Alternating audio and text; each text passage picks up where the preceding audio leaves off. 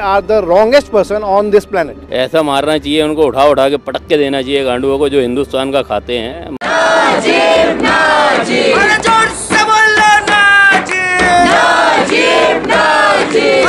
जूता फेंके तो साथ में एक जोड़ी चप्पल एक्स्ट्रा लेकर के आइएगा, बाहर गर्मी बहुत ज्यादा है।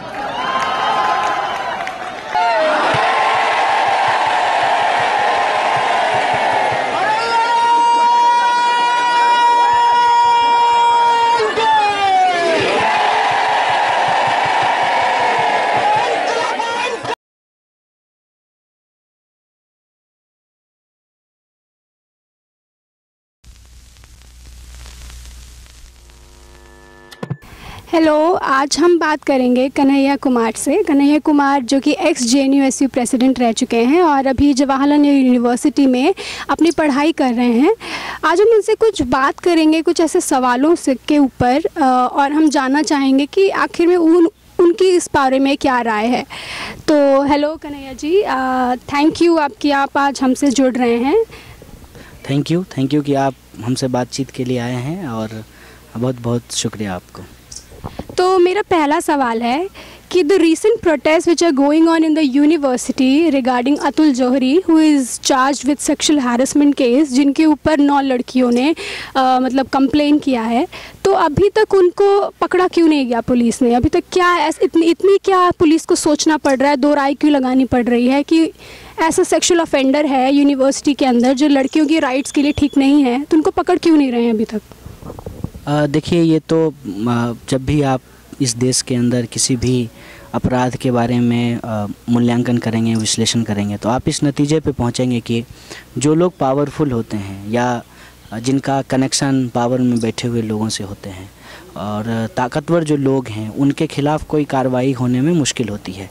ये एक जनरल बात है, ये स्पेसिफिकली प्रोफेसर अतुल जौहरी के बारे में नहीं है, ये हमारे समाज की हकीकत है। अब सवाल है कि ऐसी परिस्थिति में करना क्या चाहिए। ऐसी परिस्थिति में यह जो मानसिकता है, यह जो सच्चाई है, उसको हमको बदलने की कोशिश करनी चाहिए। और उस कोशिश की सबसे पहली शुरुआत होती है कि जब भी किसी व्यक्ति के साथ अपराध हो, अत्याचार हो, तो वो आवाज़ उठाए, और जब वो आवाज़ उठाई जाए तो समाज के बाकी हिस्सों के द्वारा उसको एक समर्थन दिया जाए। क्योंकि आप देखेंगे कि कोई भी फील्ड हो, चाहे वो मीडिया हो, एकेडमिक्स हो, फिल्म हो, हर जगह हम क्या देखते हैं कि ताकतवर जो व्यक्ति होते हैं, उनके अंदर जो काम करने वाले लोग हैं, उनका वो अलग अलग तरीके से शोषण करते हैं। वो शारीरिक भी होता है, मानसिक भी होता है, आर्थिक भी शोषण होता है, अलग अलग फॉर्म में ये शोषण किया जाता है। और ये जो सच्चाई है वो JNU के ऊपर भी लागू होती है। प्रोफेसर अतुल जौहरी जो हैं, उनका कनेक्शन जो वाइस चांसलर साहब हैं उनके साथ है, वो बहुत नज़दीक हैं उनके, वो बहुत सारे पद पर जो है वो आसीन हैं, बहुत सारे पद को वो संभाले हुए हैं। इसके साथ साथ जब भी जो मौजूदा सरकार है, उस सरकार के भी वो करीबी हैं, और अक्सर जब आप उनको सोशल मीडिया पे फॉलो करेंगे तो वो भाजपा के एक मजबूत समर्थक के तौर पे अपने आप को सामने रखते हैं। तो ये एक जनरल बात है। इसमें सबसे ख़तरनाक बात जो हो रही है उसको समझने की ज़रूरत है। वो ये है कि 9 लड़कियों ने एक प्रोफेसर के ऊपर आरोप लगाया है।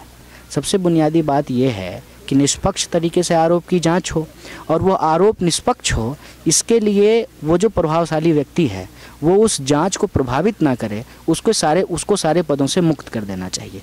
इसलिए विद्यार्थी यह मांग कर रहे हैं कि इमीडिएटली उसको सस्पेंड करके और इस जांच को आगे बढ़ाया जाए। ये बहुत सीधी सी बात है, लेकिन कुछ लोग जो है साजिशन इसमें लेफ़्ट राइट करना शुरू कर दिए हैं। अब उनके तरफ से ये दलील आ रहा है कि हम चूँकि राइट से जुड़े हुए हैं, भाजपा संघ परिवार से जुड़े हुए हैं, इसलिए वामपंथी लोगों के द्वारा जो है हमारे ऊपर यह साजिश किया जा रहा है।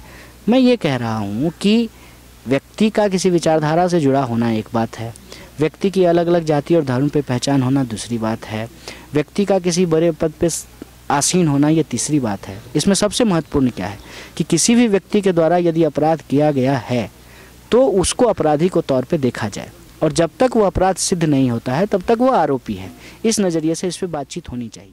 मेरा दूसरा सवाल है आपसे कन्हैया जी कि जो नजीब का जो केस चल रहा है, कितने साल होने को आ रहे हैं कि नजीब अभी तक मिला नहीं, तो आपको क्या लग रहा है कि एक्चुअली में नजीब को क्या हुआ और क्यों ऐसा, मतलब पुलिस ने भी कुछ अभी तक बताया नहीं है कि कहाँ, अगर आपको लगता है कि क्या वो कभी मिलेगा भी या नहीं मिलेगा, कि क्या वो ज़िंदा भी है कि या वो मर गया है, कुछ ऐसा कुछ आपको क्या लगता है कि क्यों इतनी लेट हो रही है? देखिए, ये इस तरह से हम लोगों को बोलने से बचना चाहिए कि ज़िंदा है या मर गया, क्योंकि उस माँ की तकलीफ़ को समझना चाहिए जिनका बच्चा गायब है, उस बहन की तकलीफ़ को समझना चाहिए जिनका भाई गायब है, उस भाई की तकलीफ़ को जिसका भाई गायब है। तो मैं इस तरह की चीज़ों को ना अपने दिमाग में आने देता हूँ, ना बोलने की कोशिश करता हूँ, और दूसरे लोगों को भी कहता हूँ कि बिना किसी जांच के, बिना किसी पड़ताल के किसी नतीजे पे नहीं पहुँचना चाहिए। आपसे भी ये अपील है। देखिए, क्या हुआ है हम लोग कह नहीं सकते हैं। ये काम दिल्ली पुलिस का है, ये काम स्पेशल सेल का है, ये काम सीबीआई का है, क्योंकि ये मैं कह रहा हूँ कि इस प्रोसेस से ही ये केस वहाँ तक पहुँचा है। सबसे पहले दिल्ली पुलिस में कंप्लेन हुआ, उसके बाद स्पेशल सेल को दिया गया और स्पेशल सेल से फिर सीबीआई को दिया गया है। अभी तक केस की स्थिति ये है कि सीबीआई जो है इस मामले में कुछ भी ठोस तरीके से कोर्ट में कह नहीं पाई है, और इससे कई बात जो है वो सामने आती है। ठीक है ना। 3 बात है कि उस वक्त भी वाइस चांसलर साहब ने इमीडिएटली उन लड़कों के खिलाफ कार्रवाई नहीं की थी जिनके ऊपर उनके साथ मारपीट का आरोप है, और आपको भी मालूम है कि वो लड़के एबीवीपी से जुड़े हुए थे। यहाँ पर कैसे जो है राजनीति आ जाती है, कैसे सरकार का रोल आ जाता है, हम लोग नहीं लाते हैं, वो अपने आप आ जाता है। जब सरकार के विरोध करने वाले लोगों के साथ कोई मामला होता है तो पुलिस और प्रशासन बहुत तत्पर हो जाती है। सरकार के समर्थक के ऊपर जब कोई आरोप लगता है तो ये बहुत शिथिल पड़ जाते हैं। नजीब के मामले में भी यही दिखाई देता है।